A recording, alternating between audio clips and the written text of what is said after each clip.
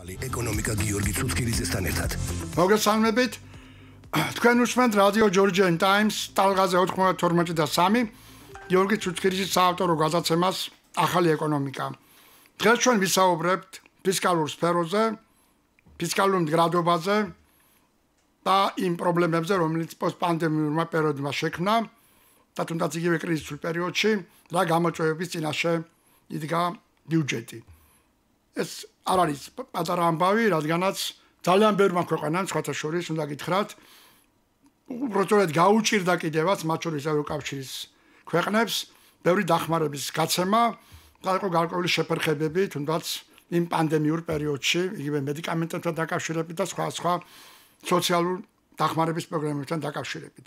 დღეს ჩვენი სტუმარი იქნება საქართველოს ფინანსთა მინისტრის პირველი მოადგილე გიორგი კაკაურიძე და ჩვენ ვისაუბრებთ ყველა აი ამ საკითხზე, რაც თქვენს გაინტერესებთ. და პირველი იქნება ესეთი თემა კრიზისის პერიოდში, მათ შორის როდესაც მოხდა ეკონომიკის გაჩერება და ფაქტიურად გაჩერდა არა მხოლოდ ცალკეული დარგები, არამედ დიდი ნაწილი ეკონომიკის, ტურიზმსაც საერთოდ აღარ მინდა საუბარი, ბუნებრივია შემცირდა ბიუჯეტში შენატანებიც და ბიუჯეტის საშემოსავლო ნაწილს შეექმნა თავისებური პრობლემები. ანუ ქვეყანა დადგა ამ პრობლემების წინაშე და რა თქმა უნდა გაიზარდა მეორე მხრივ გასავლის ნაწილი, მათ შორის სხვა სოციალური დახმარებების გამო. ბატონ გიორგი, მოგესალმებით კიდევ ერთხელ.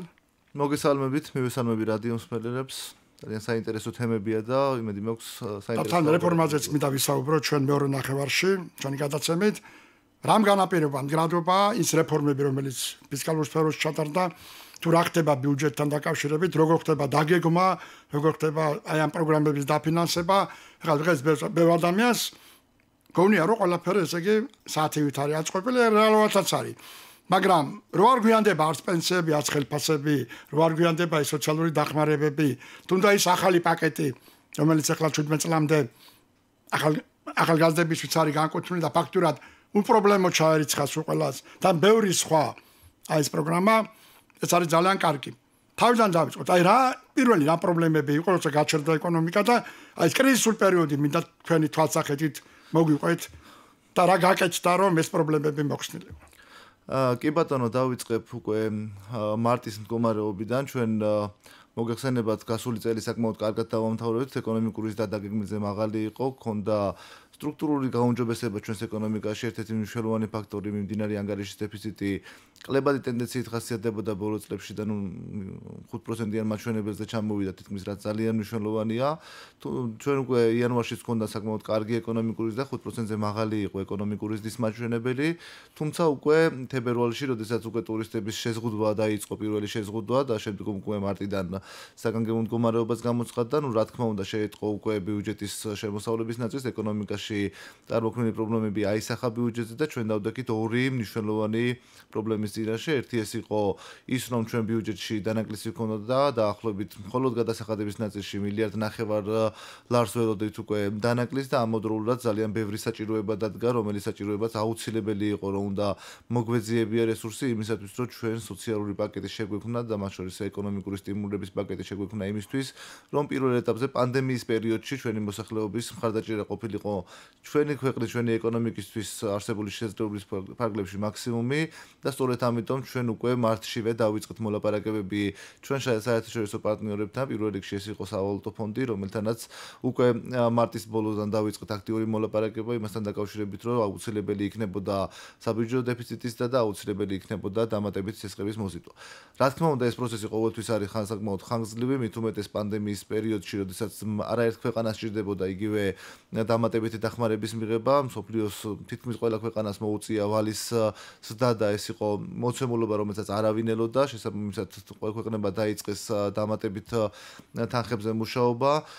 ჩვენ ძალიან კარგი წინაპრობა ჰქონდა იმისათვის, რომ დეფიციტის გაზრდაზე მოლაპარაკებები წარმატებით დაგვესრულებინა, ვინაიდან ჩვენ ბოლო 2-3 წლის განმავლობაში მუდმივი კონსოლიდაცია ჰქონდა ბიუჯეტის, ანუ ბიუჯეტის დეფიციტის შემცირების ტენდენცია ჰქონდა, სავალუტო ფონდთან მიღწეული პროგრამის, არსებული პროგრამის ფარგლებში გასულ წელს 2%-იან ნიშნულზე ჩამოვედით საბიუჯეტო დეფიციტის და საკმაოდ მაღალი რეპუტაციის მქონე იყო ჩვენი ფისკალური პარამეტრები, ვინაიდან ჩვენ თითოეული ის თანხა რაც შემოდიოდა ბიუჯეტში, თანხმდებოდით პროგრამის ფარგლებში, მათ შორის სავალუტო ფონდთან და ჩვენ სხვა პარტნიორებთან და სწორედ ამ პროგრამის მიხედვით უკვე ხდებოდა დეფიციტის ვალის მართვა, რამაც საბოლოო ჯამში შექმნა ის წინაპირობა, რომ არც ერთ საფინანსო ინსტიტუტს, სავალუტო ფონდს ერთი წუთით არ გაჩენია კითხვის ნიშნები იმასთან დაკავშირებით, თუ რამდენად აუცილებელი იყო ის თანხები, რაზეც ჩვენ ვესაუბრებოდით, რამდენად მიზანშეწონილი იყო ამ სოციალური პაკეტების განხორციელება, ჩვენ ერთობლივად, რა თქმა უნდა, შევთანხმდით იმ პაკეტზე, რაც უნდა დაფინანსებულიყო დამატებით მიღებული სახსრებით და ამავდროულად მაკროეკონომიკური კუთხით ერთ-ერთი მნიშვნელოვანი მაჩვენებელი, დეფიციტის მაჩვენებელი, საბიუჯეტო დეფიციტი, ჩვენ ამ პარამეტრის გაზრდაზე შევთანხმდით და რეკორდულად მაღალი ბოლო წლებში ვახსენე, რომ კლების ტენდენცია ჰქონდა, თუმცა წელს ჩვენ სავალუტო ფონდთან შევთანხმდით, რომ დეფიციტი გვექნებოდა 8.5% მთლიან შიდა პროდუქტთან მიმართებაში, რაც საკმაოდ მაღალი მაჩვენებელია, თუმცა ეს მაჩვენებელი ორი მიმართულებით ერთჯერადი ფაქტორებიდან იყო გამოწეული, ერთი რომ დამატებითი ხარჯების გაწევის აუცილებლობა დადგა და მეორე მხრივ რომ შემოსავლების დანაკლისი ჰქონდა. რა თქმა უნდა, ჩვენ საბოლოო ჯამში უფრო მეტი რესურსი გვჭირდებოდა, თუმცა ჩვენ შევძლებთ რომ არსებული, ანუ პანდემიამდე არსებული ბიუჯეტი მნიშვნელოვნად აი მაგაზე მე და ხაზი გავუსვა, ბატონო გიორგი. 600 მილიონამდე იქნა შემცირებული მანამდე არსებული. ანუ რესურსი, რომელიც ჩვენ ქონდა გადმოყოლილი გასაგები რო იყოს, ანუ ბიუჯეტი ცარიელი კი არ იყო და ის დანაკლისი მიიღო იმ პროგნოზით, რომელიც უნდა მიიღო წესი დაუშვათ მარტში და თებერვალში. აქ საუბარია, რომ ბიუჯეტი გარკვეული რეზერვი ქონდა ამ ბიუჯეტს უკვე წლის ბოლოს. ჩვენ ქონდა ძალიან დაბალი დეფიციტი სხვა შორის ბიუჯეტის ბოლო წლებში საკმაოდ კლებადი. იმ პარამეტრზეც კი, რომელიც საერთოდ მიღებულია 3%-ზე აქ საუბარი. მაგრამ აქ თავარი, რაზეც ახლა ჩვენ საუბრებთ რა არის, რომ ჩვენ ამ დახმარებას ან ძალიან ძნელად მივიღებდით, ან დროში იქნებოდა ძალიან გაწელილი, თუნდაც ეს მოლაპარაკება, თუნდაც ის პროგრამები, თუნდაც იგივე სავალუტო ფონდთან ბოლო 2 წლის პროგრამა, ფართო დაფინანსების მექანიზმის სახელი ცნობილი, რო არ შესრულებული იყო, რო არ ქონოდა თუნდაც ბოლო წელს სავალუტო ფონდის და მსოფლიო ბანკის დაწკვნები ჩვენ ეკონომიკაზე, მაკროეკონომიკურ სტაბილურობაზე, მდგრადობაზე, პირველ რიგში მათ შორის ბიუჯეტის, ეს იყო ყველაფერი წინაპირობა, რამაც ჩვენ შესაძლებლობა მოგვცა ყოველ შემთხვევაში, აი ეს დანაკლისი, რომელიც ეკონომიკა მიიღო და დასამალი არ არის, თუმცა ტურიზმის გაჩერების გამო მიიღო ძირითადად, იმიტომ რომ ჩვენ ეკონომიკა ეხლა კი არის ამაზე საუბარი, რომ კაი იყო თუ ცუდი იყო, მაინც ტურიზმზე იყო აწყობილი, ის ყვებავდა ძალიან ბევრ ქვედარგს და ფაქტობრივად შოკი იყო. ანუ ადამიანებმა რომ გაიგონ, ბატონო გიორგი, მე უფრო ფართოდ უნდა იყოს ადამიანებისთვის ალბათ გასაგები და ჩვენ ვსაუბრობდით, რომ ჩვენ ეკონომიკას ქონდა საკმაოდ დიდი შოკი.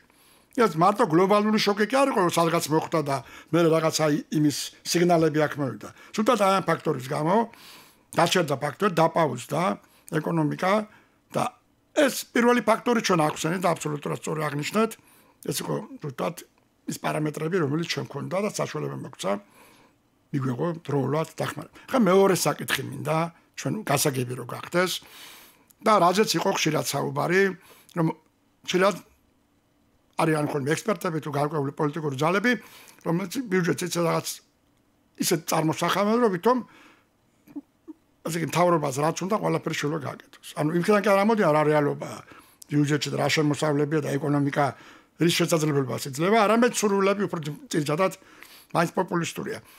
აი მე უნდა კითხოთ, ჩვენი ბიუჯეტს რომ სიმულაციურად რო განვიხილოთ, ერთჯერადი დახმარება რო გაეცა. აი რაც დავშვათ, ეს უკვე განვილი ამბავია, რასაც ოპოზიცია თავის დროზე, აი თუნდაც აი 900 ლარი თვითონ ოჯახზე თუ 1000 ლარი, რაც დაახლოებით 3 მილიარდზე მეტი გამოდის, აი უბრალოდ სიმულაციურადაც მაინტერესებს ეს ბიუჯეტი ამას შეძლებდა თუ არა.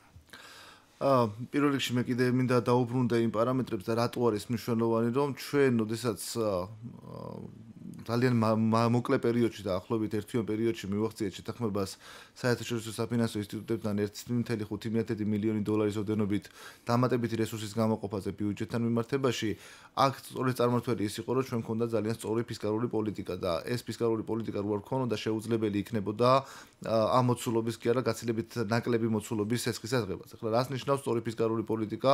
როდესაც იქ საუბარი იყო სხვადასხვა ვარიანტებზე, რომ ყველა ოჯახს დავეხმაროთ, ყველა სხვადასხვა მოსაზრებები ჰქონდათ ექსპერტებს, ეს რა თქმა უნდა შეუძლებს ხდიდა ამოდროულად იყო მოსაზრებები, რომ გადასახადების შემცირება იყო მთავარი გამოსავალი და თითქმის ყოველთვის დღესაც არის. თითქმის ყოველთვის, როდესაც რამე ეკონომიკაზე მიდის საუბარი, გადასახადების შემცირება რატომღაც წარმოუდგენელი აქვს ხოლმე როგორც მთავარი რეცეპტი ამისი, რაც რეალობაში რა თქმა უნდა ესე არ არის. ჩვენ ის მოდელი რო აგვიღო დაუშვათ, რაც სხვადასხვა ოპოზიციურმა თუ მოექსპერტო პირებმა წარმოადგინეს, ეს იყო დაახლოებით მთლიანში და პროდუქტთან მიმართებაში დეფიციტი უნდა გაგრძელდა დაახლოებით 15%-მდე და ეს არ იქნებოდა დეფიციტი, რომელიც ერთჯერადად მოხდებოდა და შემდგომში ავტომატურად დაბალანსდებოდა ყველაფერი. ვინაიდან დიდი წილი აქ იყო გადასახადების შემცირება, რომელიც ვერ ექნებოდა მხოლოდ მიმდინარე წელს და იქნებოდა გრძელვადიან პერიოდში ბიუჯეტის დამატებითი ტვირთი, რაც საბოლოო ჯამში შეუძლებს გახდიდა ფისკალურად მართვას ისე ბიუჯეტისას, რომ ვალის ნაწილი იმ დონეზე არ გაზრდილიყო, რომ საბოლოო ჯამში არ დამდგარიყავით ეგრეთ წოდებული დეფოლტის რისკის ქვეშ. აი მაგაზე მინდა რა ხაზგასმა გავკეთოს, რომ აი ეს ვალის მართვა, რაზე თქვენ ახსენეთ. ვალი რას ნიშნავს, რომ ესე იგი ბიუჯეტს მაქვს შემოსავლების და აქ ხარჯებიც. მათ შორის ვალები, რომელიც შეიძლება წინა წლებში არის აღებული და ახდენს ამ ვალების გასტუმრებას ეტაპობრივად სხვა გრაფიკით. ანუ ბიუჯეტი არის გრაფიკზე აგებული, ესე ვთქვათ, საპროგნოზო შემოსავლებზე და უკვე გაწერილი ხარჯებით, ხო? აი ამაზე მინდა გასაგები რომ გახდეთ უფრო ადამიანებისთვის, რომ ეს პრობლემა ბევრ ქვეყანას დაუდგა. დაუდგა სხვა შორის ამ კრიზისის პერიოდში. დაუდგა აღმოსავლეთ ევროპის რამდენიმე ქვეყანას, დაუდგა თუნდაც განვითარებული ეკონომიკის ქვეყნებს, მათ შორის საბერძნეთს, სხვათა შორის და ძალიან ბევრ სხვა ქვეყნებს, საფრანგეთს, იტალიასაც, როდესაც პრობლემები დადგა. აი ეს მინდა გასაგები გახდეს, რა რეფორმებს აკეთებს საქართველოს მთავრობა და ფინანსის სამინისტრო ამ შემთხვევაში და რა უზრუნველყო აი ესეთი უდეფოლტო ესე პირდაპირ ვიტყვი ბიუჯეტის ფორმირება. დავიწყოთ იქიდან, რომ ვალის და როდესაც საუბარია გარკვეულ მონაცემზე მთლიანში და პროდუქტთან მიმართებაში, ვალის ფორმირების მთავარი წყარო არის ბიუჯეტის დეფიციტი, ისევ რა თქმა უნდა. ვინაიდან ბიუჯეტს აქვს შემოსავლები, აქვს გარკვეული ხარჯები, რომელიც მტკიცდება ყველაფერი პარლამენტის მიერ, რა თქმა უნდა, და სხვაობა შემოსავლებსა და ხარჯებს შორის დიდწილად ფინანსდება სწორედ ვალით და ეს ვალი არის დღეს მიღებული გარკვეული შემოსავალი, რომელიც აუცილებლად უნდა დაბრუნდეს. ხო, ყველას გვესმის, ოჯახშიც არაერთს ჩვენგანს რა თქმა უნდა აქვს იგივე სიტუაცია და ვალი არის, რატომ უნდა აიღოს ქვეყანამ ვალი? ქვეყნის მიერ ვალის აღება, არ გულისხმობ ესეთ კრიზისულ პერიოდებს, რა თქმა უნდა, რიგით წელსაც შეიძლება ქვეყანა ვალს იყებდეს, თუმცა ეს უნდა ხმარდებოდეს აუცილებლად გრძელვადიან ეკონომიკურ განვითარებას და ძალიან მნიშვნელოვანია უყურებდეთ ვალის მაჩვენებელს, რომ მისი მომსახურება არ დადგეს იმხელა ყოველწლიურ ბიუჯეტისთვის, რომ საბოლოო ჯამში გააჩეროს ქვეყნის ეკონომიკიდან ამოიღოს დიდი თანხები, მოგვიწევს ამ ვალების მერე საგარეო ვალები გვაქვს ძირითადად გასტუმრება და რაც საბოლოო ჯამში ბიუჯეტს იმდენად მძიმე ტვირთად დააწუება, რომ არ ექნება ბიუჯეტს საშუალება სხვა მნიშვნელოვანი და ეკონომიკის ხელშემწყობი სექტორები დააფინანსოს, მათ შორის სოციალური მიმართულებით და ასე შემდეგ. ეხლა რა არის ჩვენი ვალის მაჩვენებელი? მოდით ზოგადად ვისაუბროთ რა მხელაზე გაგვეზარდა. ჩვენ მქონდა დაახლოებით 40%-იან ნიშნულზე ვიყავით ვალის ნაწილში, მთლიანში და პროდუქტთან მიმართებაში. რა თქმა უნდა, წელს ჩვენ მოგვიწია ვალის გაზრდა, ვინაიდან კიდე ერთხელ გავიმეორებ, საჭირო იყო როგორც დამატებითი ხარჯების გაწევა, ასევე იმ შემოსავლების დაკომპენსირება, რომელიც რამდენად კრიტიკულ ზღვარზე ეხლა მაგაზე მივდივარ ზუსტად. ჩვენ დღეს დაახლოებით 50-50%-ის ფარგლებში ავედით.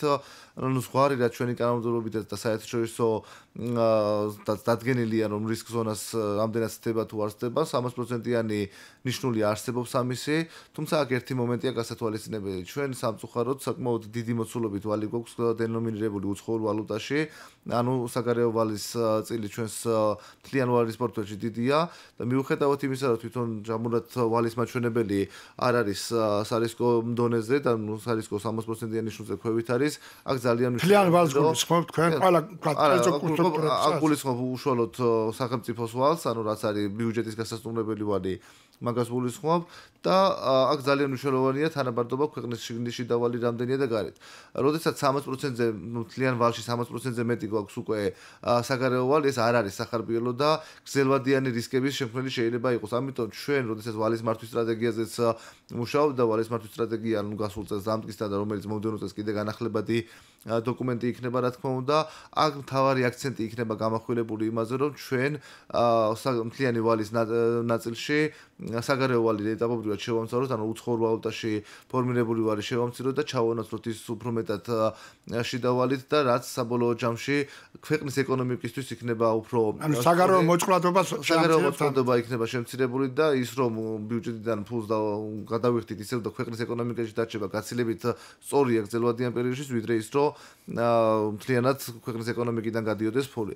ჩვენ საკმაოდ კარგი პორტფელი გვაქვს ვალის საშუალო შეწონილი განაკვეთი 2%-ის ნიშნულს ქვევით არის, რაც შეიძლება ითქვას, რომ ერთ-ერთი საუკეთესო მაჩვენებელია. ჩვენ თვითონ ყოველწლიურადაც ბიუჯეტიდან დაახლოებით მთლიანში და პროდუქტთან მიმართებაში დაახლოებით 1.5%-ს ვიხდით ვალის მომსახურებას. საკმაოდ დაბალი მაჩვენებელი. რაც არ არის მაღალი მაჩვენებელი, თუმცა კიდევ ერთხელ გავიმეორებ, უნდა ვიფიქროთ იმაზე, რომ ჩვენ არ ვიყოთ საგარეო მოწყვლადობაზე, რაც შეიძლება ნაკლებად ვიყოთ დამოკიდებული ვალის წილში შევამციროთ საგარეო ვალის მოცულობა, ანუ უცხოურ ვალუტაში გამოსახული ვალის მოცულობა შევამციროთ და ეტაპობრივად გადავიდეთ იმაზე, რომ შიდა ვალის და შიდა ვალზე მინდა კითხოთ. ეხლა მადაც კი ბატონო. შიდა ვალზე რა მინდა კითხოთ. აი შიდა ვალი მეთოდი სტრატეგია არსებობს ვადიანობა თვითონ ამ ვალის აღების არის მოკლევადიანი ვალი მიზნობრიობიდან გამომდინარე არის საშუალო არის გრძელვადიანი. დაჩვენეს იგივე ფასიანი ქაღალდების მეშვეობით როცა რომელსაც უშვებს ფინანსის სამინისტრო და ამით შეწყვილობს ფულს. აი ამ ხრივ რა სტრატეგია არის განსაზღვრული უფრო ვალის დაგრძელების თვალსაზრისით, იმიტომ რომ ერთ-ერთი ფორმა რო გაზარდო ვალი ვალის უნდა დააგრძელო, ხო?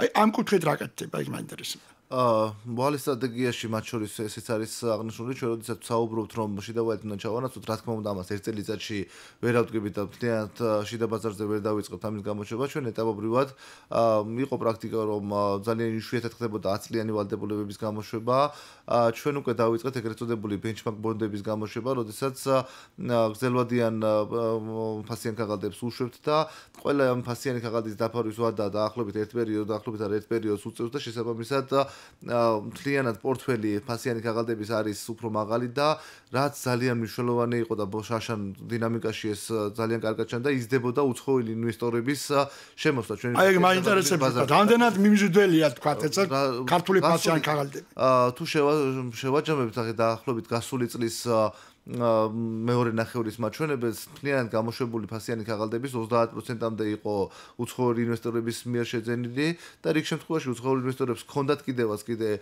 შეძენიშვილი, თუმცა ადგილობრივმა მოთამაშეებმა უფრო დაბალი საპროცენტო განაკვეთების შემოგთავაზეს. რიგ შემთხვევაში თორე შეიძლება კიდე უფრო მაღალი ყოფილიყო უცხოური ინვესტორების. ეს ნიშნავს, რომ ჩვენ ქვეყანას უცხოური ინვესტორები და ეს არ არის საერთაშორისო საფინანსო ინსტიტუტები, ეს არის კომერციული საფინანსო ინსტიტუტები, რომლებიც რეალურად ორიენტირებული არიან იმაზე, რომ თავიანთი ფასიანი ქაღალდები იყოს უსაფრთხო, ამოდროულად და არა სპეკულატიური ინვესტორები რა თქმა უნდა. მიმღების შესაბამისად ის რომ უცხოელი ინვესტორები დაინტერესებულები არიან ჩვენ ფასიან ქაღალდებში და დაახლოებით 30%-ის შეძენა უზრუნველყოფს და მიუხედავად იმისა, რომ ეს კრიზისი იდგა, ჩვენ თუ შევხედავთ წლის პირველი ნახევრის მაჩვენებელს, არ შემცირებულა ფასიანი ქაღალდების მთლიანი მოცულობაში უცხოური ინვესტორების რაოდენობა, ანუ შეინარჩუნეს ის ფასიანი ქაღალდები, რომელიც გასულ წელს შეიძინეს და არ დაიწყეს სამფასიანი ქაღალდების ასე ვთქვათ გაყიდვა იმისთვის რომ უფრო უსაფრთხო პირობებში გადაეტანათ. საკმაოდ ნდობა აქვს ჩვენ ქვეყანას და სწორედ ამიტომ ჩვენთვის მომავალში ალბათ ძალიან მნიშვნელოვანი იქნება ვიფიქროთ იმაზე რომ მოცულობა ჩვენი საშინაო ფასიანი ქაღალდების ლარში გამოშვებული ფასიანი ქაღალდების ეტაპობრივად გაიზარდოს, რაც საბოლოო ჯამში ერთადერთი შესაძლებლობაა იმისი, რომ საერთაშორისო ინდექსებში, სადაც საერთაშორისო ინვესტორები უკვე ყოველდღიურ რეჟიმში ახორციელებენ ფასიანი ქაღალდების კიდევ-გაყიდვას ამ მიმართულებით. აი საერთაშორისო სააგენტოების შეფასებებს როგორ დააკავშირებთ ამასთან, მით უმეტეს ბევრი ვერ იგებს, აი რა მნიშვნელობა აქვს ფიჩის, მაგალითად, Moody's ან Standard & Poor's-ის აი ამ რეიტინგებს, რომელიც არის სუვერენული გრძელვადი რეიტინგი და რა კავშირშია თუნდაც სახელმწიფო ვალებთან. სწორედ ეს არის, ან მე რომელიღაც ექსპერტის არ მახსოვს სამწუხაროდ სახელი, მოვისმინე რომ 90-მდე სარეიტინგო კომპანიაა და ისინი გარკვეული პოლიტიკური მიზნებით აფასებენ. ნამდვილად არ არის ეს სამი კომპანიაა, ვინც სუვერენულ რეიტინგს აფასებს და რომელთა შეფასებასაც წონი აქვს, თქვენ სამივე ჩამოთვალეთ, Moody's-ი, Standard & Poor's-ი და Fitch-ი. სამივე ამ კომპანიამ ბოლო წელს გასულ წელს მოგეხსენებათ, რომ გაგვიზარდა ჩვენ სუვერენული რეიტინგი წელს შეგვინარჩუნა და როდესაც შეგვინარჩუნა, იმ კაფეოთ არის ჩაწერილი, რის გამო შეგვინარჩუნა, სწორი ეკონომიკური პოლიტიკა იქნა დასახელებული ერთ-ერთი მიზეზად, რის გამოც ჩვენ წელს არ შეგვიმცირდა რეიტინგი, მიუხედავად იმისა, რომ საკმაოდ რისკს პერიოდში ვცხოვრობდით. მთელი ქვეყნებს შეუმცირდათ, ამერიკა, საფრანგეთი, აღმოსავლეთი და რა თქმა უნდა, ჩვენ არ შეგვიმცირდა და სწორი ეკონომიკური პოლიტიკა იყო ერთ-ერთი გადამწყვეტი ფაქტორი, რის გამოც ჩვენ არ შეგვიმცირდა. ეხლა სწორედ ზოგადად რას ნიშნავს ამ კომპანიების მიერ წარმოებული რეიტინგი და ჩვენი შეფასება, ის რომ ქვეყანა იყოს სანდო და საერთაშორისო ბირჟებზე მისი ფასიანი ქაღალდები უეჭრებოდეს, აუცილებელია და სტრუქტურული ინვესტორები, ვინც არიან საფონდო ბირჟები, საპენსიო ფონდები, ესეთი ტიპის ინვესტორები რო შემოვიდნენ, საპენსიო ფონდები მაგალითად აუცილებელია სარეიტინგო დონეს მიაღწიოთ. დღეს ჩვენ ერთი დონე კიდევ გვაკლია, ერთი ქულა კიდევ გვაკლია, შეიძლება ითქვას იმისათვის რომ სარეიტინგო საინვესტიციო რეიტინგს მივაღწიოთ. საინვესტიციო რეიტინგის მიღწევა ეს თავისთავად ნიშნავს, რომ არამხოლოდ ჩვენი ჩართულობით ვიღაცა ინვესტორის მოძებნით და ასე შემდეგ ხდება ინვესტორების შემოსვლა, არამედ ინვესტორები თვითონ უკვე ეძებენ ჩვენაირ ქვეყნებს, ანუ ანუ მიმზიდველობის ხარისხი არის მნიშვნელოვნად გაზრდილი მეცნიერებად. რამდენიმე მნიშვნელობა აქვს. ერთი მიმზიდველობა, მეორე უსაფრთხოთვლიან ამ ქვეყანას და თვითონ ეძებენ იმისათვის, რომ მაქსიმალურად ესეთ ქვეყნებში დააბანდონ ფული, იმისთვის რომ თავიანთი დანაზოგები, რა თქმა უნდა, ეს მათთვის უმნიშვნელოვანესი ფაქტორია, თავიანთი დანაზოგები იყოს ერთის მხრივ უსაფრთხო და მეორეს მხრივ არც ისეთ ქვეყანაში განთავსებული, სადაც შეიძლება უსაფრთხო, მაგრამ ფულის ჩადება პირიქით უარყოფითი ნიშნით არის. დღეს მაგალითად ვიცით, რომ ევრიბორი უარყოფითია და ევროკავშირის ქვეყნებში მაგალითად იგივე ფულის შენახვა ბანკში შეიძლება უფრო ძვირიჯდებოდეს, ვიდრე სესხის აღება. ესეთი პრაქტიკაც გვხვდება ხოლმე და სწორედ ამიტომ თუ ჩვენ მივახსენებთ საინვესტიციო რეიტინგს, რასაც აქტიური მუშაობა, სწორი ეკონომიკური პოლიტიკა რა თქმა უნდა ჭირდება, ეს არ არის ადვილად მიღწევადი და ეს თავად ნიშნავს, რომ ქვეყანას ეკონომიკური განვითარება აქვს იმ დონეზე, რომელსაც საერთაშორისო ინვესტორები უკვე ენდობიან და სწორედ ეს მოიტანს როგორც იაფულს ქვეყანაში, ასევე ეს მოიტანს უფრო მეტ ნდობას და მეტ ინვესტიციას ქვეყანაში. ბატონო გიორგი, რაზეც ჩვენ საუბრობ, პატარა მაგალითს მოიყვან. მე ვგონია, რომ აი ეს უცხოური ინვესტორი როცა შემოდის საქართველოში და არის ხოლმე არასწორი შეფასებები სამწუხაროდ ხშირად სხვა ფაქტორების გამო, რომ მაგალითად შემცირდა უცხოური ინვესტიციები და ვერ შლიან ამ უცხოური ინვესტიციების ფორმატს, ამათ გონიათ რომ ეს არის რაღაცა ჩანთიანი ბიძია, რომელიც ჩამოდის აქ და რაღაცას ყიდულობს, ამ დროს საერთოდ წმინდა უცხოური ინვესტიციებზე მაქვს მე საუბარი, სამი ძირითადი ბლოკისაგან შედგება და ერთ-ერთი მნიშვნელოვანი, როცა ჩვენ საუბრობთ ახლა, არის რეპატრიაციაც ასევე, როცა არ გააქვთ მოგება იგივე უცხოურ ინვესტორებს, რომელსაც აქ აქვს დაბანდებული ფული.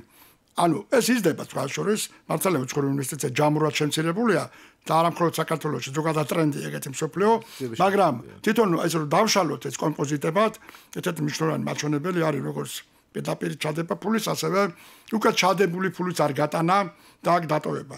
აი ეს იზრდება თქვათ შორის ბოლო წლების ყოველშაბათი 2019 წლის ბოლოს ეს ტენდენცია ქონდა, რომელიც გაკია. მეორე, გასაცავე საინტერესოა, რა მნიშვნელობა აქვს, როცა უცხოელი ინვესტორი ქართულ, ანუ ლარში დენომინირებულ ფასიან ქაღალდებს ყიდულობს.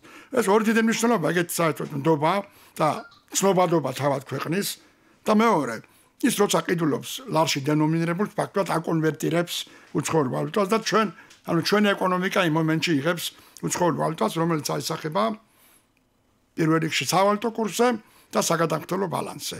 ჩვენ საუბრობთ გიორგი ცუცქელიძის საავტორო გადაცემას ახალ ეკონომიკას, ჩვენი სტუმარია ბატონი გიორგი კაკავორიძე, ფისკალურ ბალანსზე, ფისკალურ პოლიტიკაზე, ხა გავდივართ რეკლამაზე და მალე დაგიბრუნდებით. ახალი ეკონომიკა გიორგი ცუცქელიძესთან ერთად. ჩვენ ვაგრძელებთ ჩვენ დღევანდელ გადაცემას გიორგი ცუცქელიძის საავტორო გადაცემის ფორმატში ახალი ეკონომიკა და დღეს ჩვენ საუბრობთ პოსტკრიზისულ და პოსტპანდემიური ბიუჯეტზე, ფისკალურ პოლიტიკაზე, ვალის მართვის სტრატეგიაზე, რომელსაც საქართველოს მთავრობა და კერძოდ ამ შემთხვევაში ფინანსთა სამინისტრო ახორციელებს და ჩვენ სტუმარი დღეს გახლავთ ფინანსთა მინისტრის მოადგილე ბატონი გიორგი კაკავორიძე. კიდევ ერთხელ დიდი მადლობა ბატონ გიორგი ჩვენთან სტუმრობისთვის და ახლა ჩვენ მინდა გავაგრძელოთ ჩვენი საუბარი ისეთ საინტერესო საკითხზე, როგორიც არის რეფორმების საგადასახადო სფეროში. ანუ რა გაკეთდა თუნდაც ბოლო წლებში. აი ჩვენ ვიცით ახლა ინფორმაცია გადის კიდევაც, მაგრამ მაინც ზედაპირულია. DGG-ს დაფრინვების რეფორმა, რაც ელექტრონული ჩათვლის სისტემა. აი იქნებ ახსნად რა ეფექტი მოიტანა და სად ვიყავი და სად ავარ დღეს. კარგით, მე თან წინა ჩვენს საუბარს დავუბრუნდები ინვესტიციებზე და მოგების გადასახადის ეფექტი მინდა აქ აღნიშნო. ჩვენ პირდაპირ უცხოურ ინვესტიციებში მართლაც დაახლოებით 2.5-ჯერ გაიზარდა რეინვესტირებული თანხების მოცულობა, ანუ რაც დატოვეს უცხოურმა ინვესტორებმა ჩვენ ქვეყანაში, არ გაიტანეს მოგების სახით და უკვე დააბრუნეს. დობის პირველი ფაქტორი სხვა შორის პოლიტიკური სისტემა. ერთი რა თქმა უნდა დობა ძალიან მნიშვნელოვანია, თუმცა საგადასახადო პოლიტიკაც სწორედ ამას უწყობდა ხელს, ეს მოგების გადასახადის რეფორმა, როდესაც რეინვესტირებული თანხა ფაქტიურად თავისუფლდებოდა და თავისუფლდება ყველანაირი გადასახადისგან, სწორედ ამის შემდგომ დაიწყო მნიშვნელოვანის და რეინვესტირებული თანხების მოცულობება და თითქმის 2.5-ჯერ არის გაზრდილი ეს მაჩვენებელი, ანუ ეს შარშანდელი მონაცემით ხო მე 2.5 დაახლოებით $200 მილიონ ფარგლებში იყო წინა წლებში და $500 მილიონ გაცდა ეს მაჩვენებელი. ანუ ეს არის ძალიან მნიშვნელოვანი, რაც მოგვიტანა უკვე და სახეზე ჩანს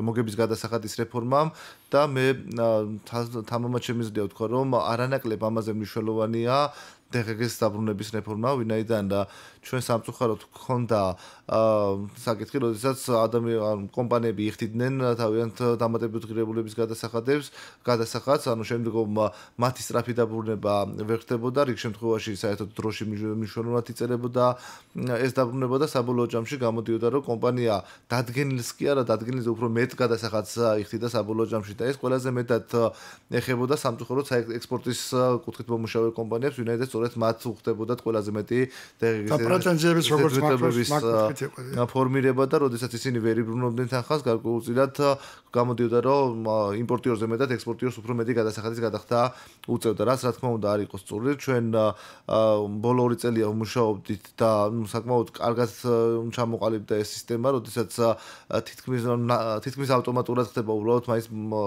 მოთხოვნის ღილაკი დარჩა, ანუ როდესაც დეკლარაცია წარმოწარადგეს ზედმეტობაში აქვს გადასახადები, პლუს ამას მოთხოვნა ჭირდება გადახდელის მხრიდან და მოთხოვნის შემთხვევაში ავტომატურად ბრუნდება, მაგრამ ამის გარდა კიდე დამატებით ჩვენ ვფიქრობთ, რომ საერთოდ მოთხოვნის ნაწილიც უნდა ჩახსნას და როგორც კი ზედმეტობა ექნება ავტომატურ რეჟიმში საერთოდ ბრუნდებოდეს, უბრალოდ ამისთვის შესაბამისი სისტემა უნდა გაიტესტოს, რათა რაიმე შავი ხვრელები არ აღმოჩნდეს იქ და სხვა პრობლემების წინაშე არ დაუდგეთ.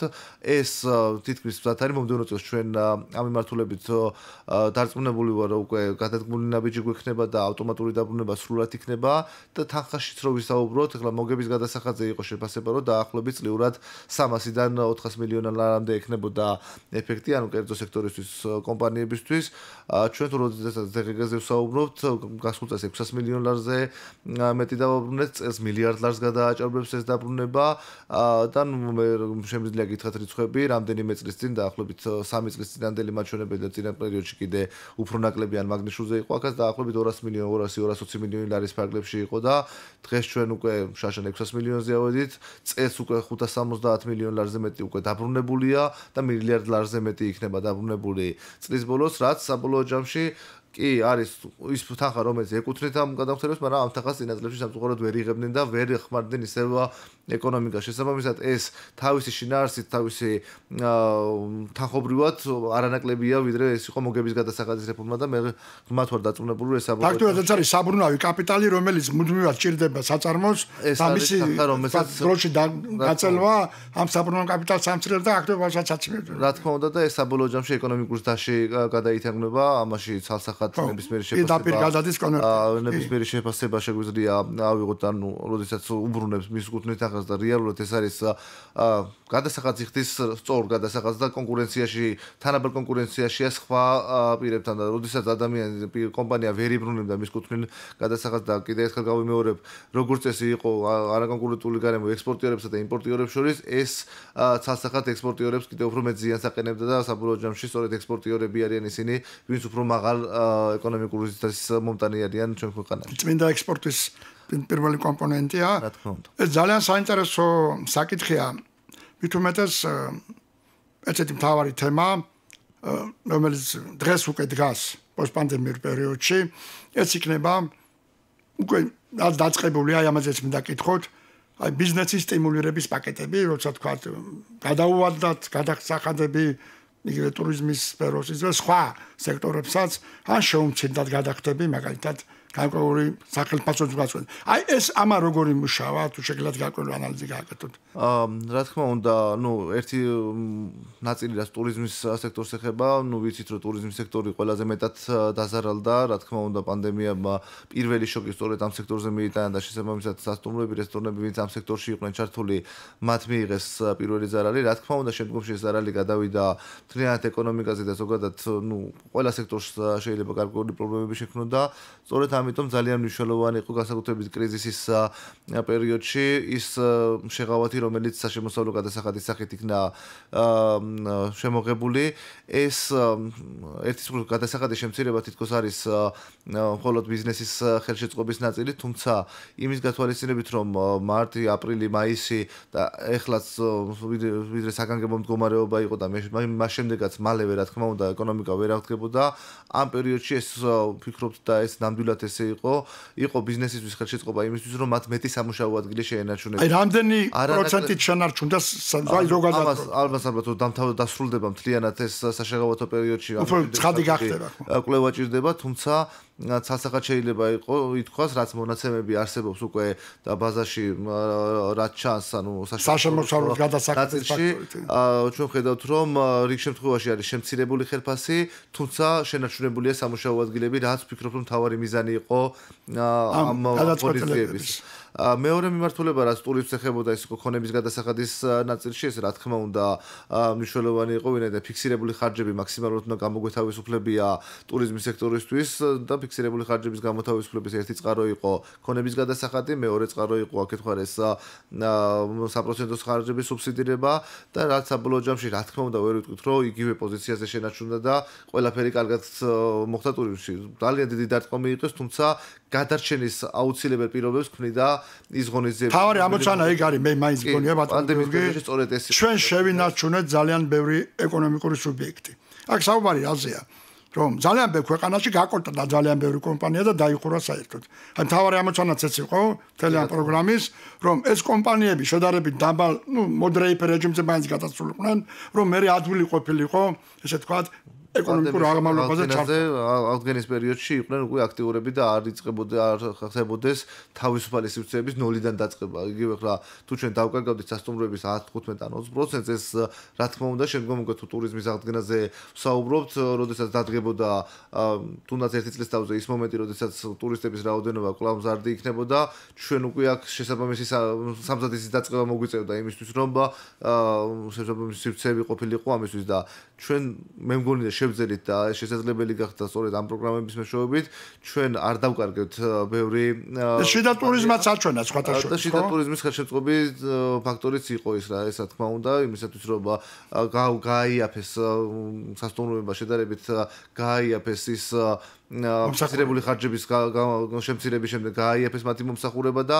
რამაც შიდა ტურიზმის გარკვეული ხელშეწყობა გაუკეთა და საკმაოდ დიდი აქტივობა იყო უფრო მეტი ადამიანი ბათუმში დაისვენა საბოლოოდ გურიაში კახეთის ტურებში კახეთის მიმართულებას და სხვა მცირე ტიპის ტურისტული ადგილები რაც გვაქვს, იქაც საკმაოდ დიდი აქტივობები ფიქსირდებოდა ზაფხულის პერიოდში, რა თქმა უნდა, ძალიან კარგი ერთის მხრივ, თუმცა პანდემიის კუთხით ყველას ისევ რა თქმა უნდა აუცილებელია ეკონომიკური დაძაბვა აისახა რეალურად, რა. ვარდნა იყო 16%-მდე უკვე აპრილ-მაისში და ფაქტურად ნელ-ნელა ხო ზრდის ვარდნის ტემპი ეცემა. ეხლა ფაქტურად 5.9%-ზე დაცემა ბოლო. ჩვენ ეკონომიკაში ტურიზმის წილი დაახლოებით 9% იყო თავის გვერდითი ეფექტების გათვალისწინებით, დაახლოებით 9% იყო ეკონომიკაში ტურიზმი და როდესაც ჩვენ ვხედავთ რომ 5.9%-ია შემცირება, ანუ ტურიზმი ფაქტურად გაჩერებულია და ამ პერიოდში როდესაც 5.9%-ია მხოლოდ ეკონომიკის შემცირება, ეს ნიშნავს რომ სხვა სექტორებმა შემცირება შეწყვიტეს, ანუ ჯამურად შეიძლება რომელიღაც სექტორი დღესაც უარყოფით ნიშნულზეა, თუმცა შემცირება ჯამურად და ტურიზმის გარეშე ეკონომიკამ შეწყვიტა და ჩვენ ვფიქრობთ რომ მომდევნო თვეებში უკვე ზრდის ტენდენცია იქნება ტურიზმის გარდა დანარჩენი ტურიზმის გამოკლებით რომ ნახოთ. და ზრდის პროგნოზი ხა ფაქტურად უფრო ოპტიმისტურიც არის. აი ბოლო პროგნოზი მაგალითად ფიჩმა გააკეთა რომ არათუ 5.9 ამე წლიური მაჩვენებლება შეიძლება 5-ზე ნაკლებიც იყოს, 4.8%-ია სავარაუდო პროგნოზი. ძალიან კაია სხვა წელს ევროზონაში 8 არის, მთელი ქვეყნებში 9-10-ია. მათ შორის საფრანგეთში, გერმანიაში, ამერიკაში შეერთებულ შტატებში პროგნოზებს ვაუბრობთ და ერთი რამე არის ძალიან საინტერესო მეორე წელს რამდენად ზად არის ბიუჯეტი. აი ჰიპოთეტურად რომ თქვა რომ შეიძლება მოგდეს მეორე წელს. ნაწილი გაჩერდეს თქვა. მოდი გავიხსენოთ თუნდაც ბიუჯეტის ძირითადი პარამეტრები, როდესაც ჩვენ შევიტანეთ ბიუჯეტი, მე პირადად გამქონდა პარლამენტშიც მომხსენებელი ვიყავი და არაერთხელ აღვნიშნე რომ ჩვენ დღეს შეიძლება ჩანს და ნამდვილად ეგრეა რომ უფრო მეტი მოცულობის სახსრებს ვიზიდავთ, უფრო მეტ ვალს ვიღებთ, მაგრამ ეს ხდება იმისთვის რომ თუ უფრო გართულდა ეპიდემიოლოგიური სიტუაცია, მეორე ტალღა იყო ეკონომიკური ვარდნა უფრო დიდი შენარჩუნდა, ჩვენ უნდა ვიყოთ მზად იმისთვის რომ ყველა ის აუცილებელი ხარჯი რომელიც გვექნება დავაბინასოთ.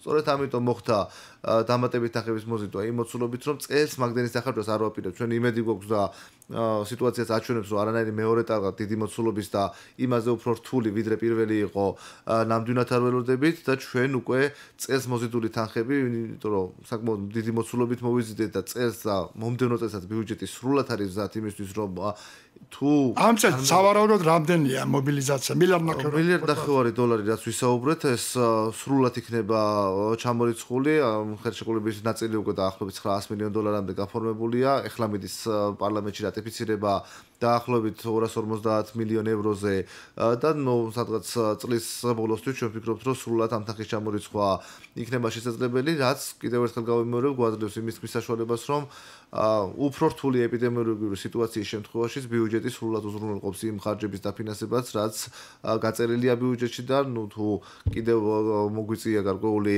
შეზღუდვები და ასე შემდეგ ისი დარწმუნებული ვარ რომ ალბათ არ იქნება აუცილებლობა ამ შემთხვევაშიც ჩვენ გარკვეული ხარჯების გაწევის საშუალება რა თქმა უნდა გვექნება. ანუ ბიუჯეტი სრულად არის მზად უფრო რთული მდგომარეობისთვის და ვინაიდან უფრო რთული მდგომარეობა იქნება მეორე ტალღა არ მოხდება ჩვენ მომდევნო წლის ბიუჯეტში ეს იქნება საკმაოდ კარგი რესურსი იმისთვის რომ მომდევნო წელს დამატების ცეცხლები აღარ დაგვჭირდება და პირიქით გვალების გარკვეულსაც უზრუნველყოფთ მომდევნო წლის განმავლობაში ჩვენ. ძალიან საინტერესოა, იმიტომ რომ ძალიან ბევრი ადამიანს საინტერესებს რა ეს მეორე ტალღა იქნება, არ იქნება მთელი ქვეყნებში, სამწუხაროდ ევროპის მთელი ქვეყნებში არის ამ მეორე ტალღის გადასვლის სიმპტომები, თუმცა ჩვენ მაინც ოპტიმისტები უნდა ვიყოთ, უკვე საუბარია ვაქცინის უკვე წლის ბოლოს იგივე ევროპაში უკვე ბრიტანეთშია ვაქცინა უკვე ფაქტურად ლიცენზირებული, იგივე ამერიკის შეერთებულ შტატებში უკვე ნოემბრის დასაწყისში იქნება ამ ვაქცინის ესე თქვა ვაქცინაცია დაწყებული და მეორე ტალღაც არ იქნება იმედი უნდა ვიქონიოთ რაღაც უფრო დიდი ტალღა ვიდრე პირველ მასაც შოკი იყო, იმიტომ რომ მოულოდნელი იყო, არაფინანსური შოკი იყო და საერთოდ არც იცოდნენ პირდაპირ თქვა, საით შეიძლება წასულიყო ეს ყველაფერი. არც მიწოდება ჩაწყდა, მოთხოვნა ჩაწყდა. ეს არ იყო შოკი რეალურად. რა თქმა უნდა, ეს იყო საკმაოდ დიდი შოკი მთელი მსოფლიოსთვის, მსოფლიო ეკონომიკისთვის და მიწოდების ჩაჭრობით ფაქტურად გარკვეულ პერიოდში მოირღვა კიდევაც, თუმცა ხომ რაგის პროგნოზის გაკეთება ჩემი მხრიდან არანაირ სწორი იქნება და ვერ შევძლებ პროგნოზის გაკეთებას მეორე ტალღასთან მიმართებაში, თუმცა რასაც უკვე პრაქტიკა და სტატისტიკური მონაცემები აჩვენებს, მიუხედავად იმისა, რომ დაავადებულთა რაოდენობა შეიძლება რიგ ქვეყნებში გაუტყუდა პირველი ტალღის მაჩვენებელს, ყველა ქვეყანა დღეს უფრო მეტად არის მზად მით უმეტეს ეკონომიკურად უფრო მეტად არის მზად ვიდრე გამოცდილებაა მიღებული.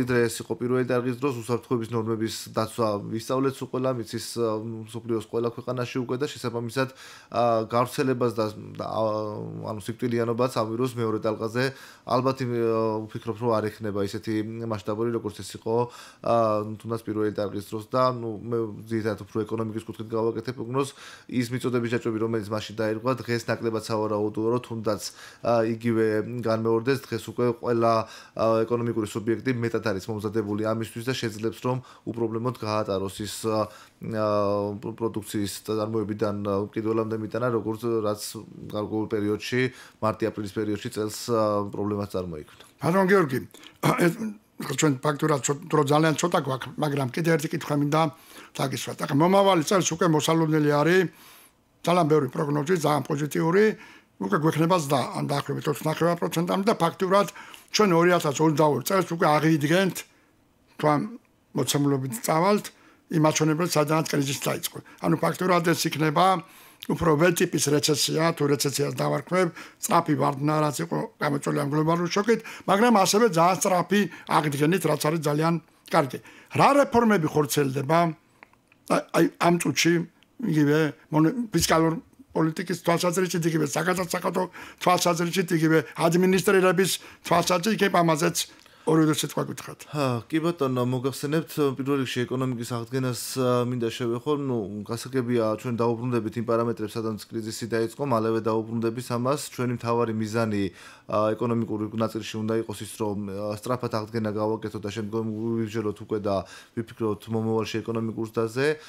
მიუხედავად იმისა, რომ იმ პარამეტრებს უბრუნდებით, ჩვენ ვერ უბრუნდებით იმ პოტენციურ პარამეტრებს, რაც კრიზისი რო არ ყოფილიყო, რაზედაც ვიქნებოდით, ხომ? იმ პარამეტრებს 22-ში, 23 წელში ვერ დაუბრუნდებით და ჩვენ მასშტაბი რო წარმოვიდგინოთ პრობლემის დაახლოებით 5 მილიარდამდე მოცულობის გადასახადებით დავკარგეთ მომდევნო 20 წლიან პერიოდში. ხო, რაც საკმაოდ დიდი მაჩვენებელია. ძალიან დიდი მაჩვენებელია ჩვენაირი ეკონომიკისთვის. ჩვენაირი ეკონომიკისთვის ეს არის საკმაოდ დიდი მაჩვენებელი, ამიტომ ჩვენი ფისკალური პოლიტიკის მთავარი მიზანი უნდა იყოს ის, რომ დეფიციტი შევამციროთ იმისთვის, რომ ეს ერთჯერადი ეს ვანახევარი უკვე მცირდება, ხო, მომავალ წლიდან რა თქმა უნდა მცირდება, 2 წელიწადში ჩვენ უნდა დავიყვანოთ ეს ისევ 3%-იანი ნიშნულზე და რაც თავისთავად ნიშნავს, რომ ვალის შემცირების პოლიტიკა უნდა გქონდეს. ამავდროულად ეკონომიკის ხელშეწყობა, რა თქმა უნდა, სწორი საგადასახადო პოლიტიკაც მისი ნაწილია, სწორს გულისხმობს სამართლიანი, ანუ გარკვეული უპირატესობები არ უნდა გქონდეს არავის, ამიტომ მაქსიმალურად თანაბარი უნდა იყოს მიდგომა ყველასთან და მაქსიმალურად უნდა ვეცადოთ, რომ ურჩი